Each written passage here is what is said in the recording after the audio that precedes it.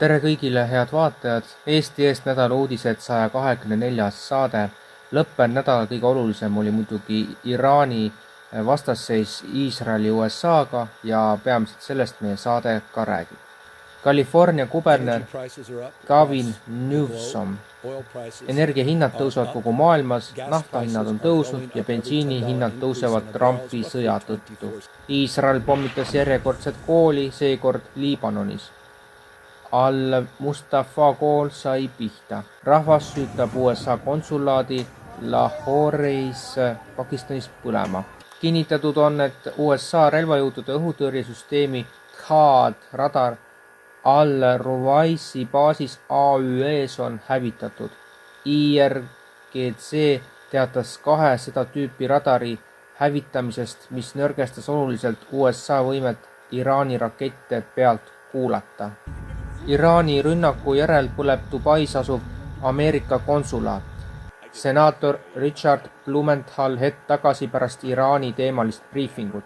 Ma kardan pärast seda briifingut rohkem kui kunagi varem, et me võime saapad ehk sõdurid maa peale panna. Jutt siis maavägede saadmisest Iraani. Iraanlased tulid 4. tööd järjest välja Islami Vabariiki toetama, marsside ulatus ja selle suurus on enneolematu. Vladimir Putin plaanib peatada gaasitarned Euroopa Liitu. Riigipea teadset annab valitsusele korralduse kaaluda võimalus peatada Venemaa gaasitarned Euroopasse kohe, ootamata 2027. aastani, mil Euroopa Liit kavatseb impordi täielikult lõpetada. Nad plaanivad 6 aja pärast kehtestada Vene gaasi, sealhulgas veeldatud gaasi ostmise piirangud ja seejärel aasta hiljem 2027. aastal edasised piirangud kui täieliku keeluni kaasa arvatud, meenutas president. Ta esitas otsese küsimuse ja võib-olla oleks meile praegu kasulikum Euroopa turu varustamine lõpetada, liikuda arenevatele turgudele ja seal kanda kinnitada. Putin rõhutas, ka siin tahan selgelt öelda, pole mingit poliitilist motiivi. Kui nad kavatsevad meid nii 6 või 2 pärast sulgeda, kas poleks parem praegu peatuda ja minna riikidesse, mis on usaldusväärsed partnerid ja end seal sisse seada. Ning Iraani välisminister Abbas Araghchi ei andnud NBC intervjuus otsest vastust küsimusele, kas Venemaa ja Hiina aitavad sõjas USA ja Iisraeli vastu. Kas Venemaa ja Hiina aitavad teid selles sõjas aktiivselt, küsis ajakirjanik temalt. Nad on meid alati aidanud, vastas minister. Seega jah, täpsustas ajakirjanik. Ma ei hakka keset sõda detailidesse laskuma, ütles Araghchi. Rahvaalgatusest veel nii palju, et tänase seisuga on seal elektroonselt 322 allkirja, mis näitab muidugi, et inimesed on kahjuks apaatsed.